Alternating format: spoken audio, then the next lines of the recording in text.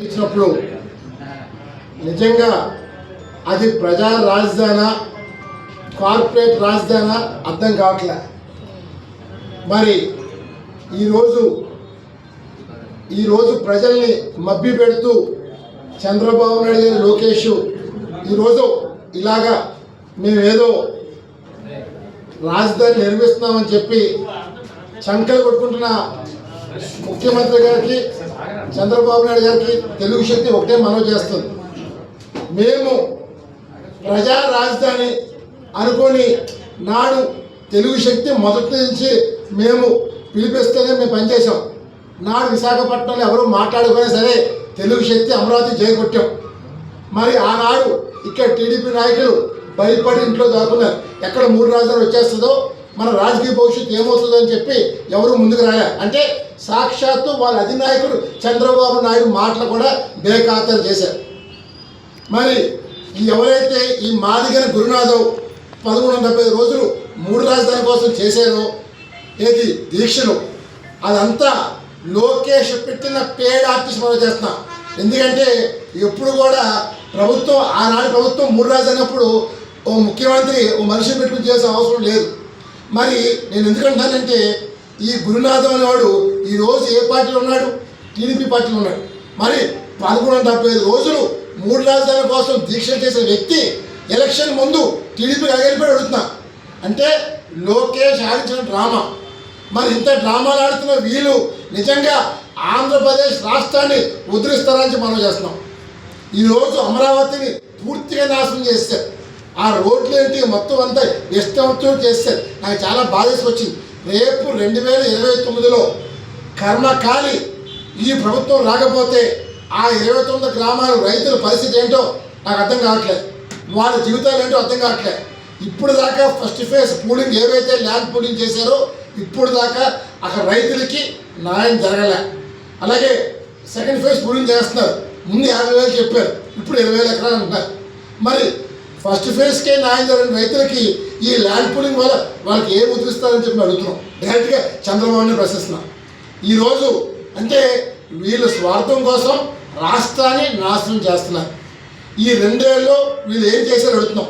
నిన్నే చూసాం పార్లమెంట్లో చంద్రబాబు నాయుడు గారు 23 లక్షల కోట్లు పెట్టుబడులు వచ్చినాయని చెప్పిన చంద్రబాబు నాయుడు గారు నిన్న పార్లమెంట్లో సమాధానం చెప్తూ ఈ రాష్ట్రానికి 23,000 వచ్చినాయని చెప్పారు.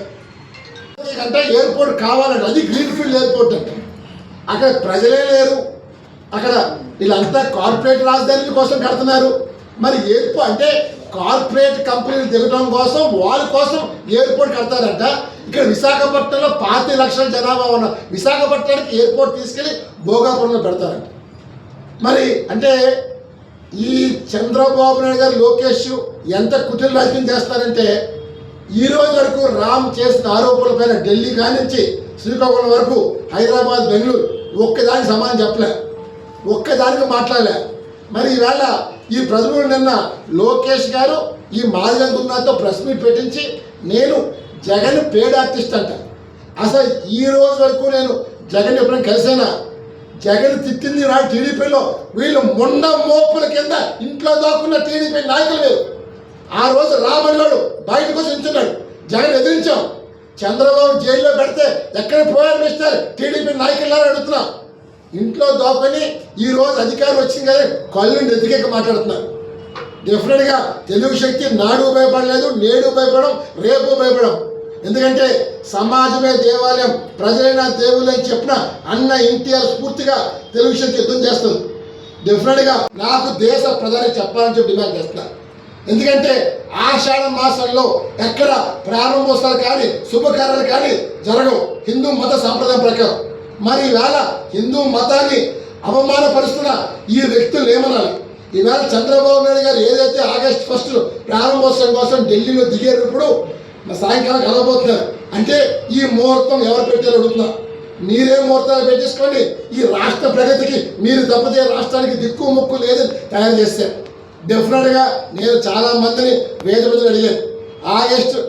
జూలై 14 నుంచి ఆగస్టు 12 వరకు ఆషాఢ మాసం, శూన్య మాసం, ఇందులో ఎటువంటి పనులు కానీ ప్రారంభోత్సవాలు కానీ మంచి పనులకు ఏమీ చీరని చెప్పారు.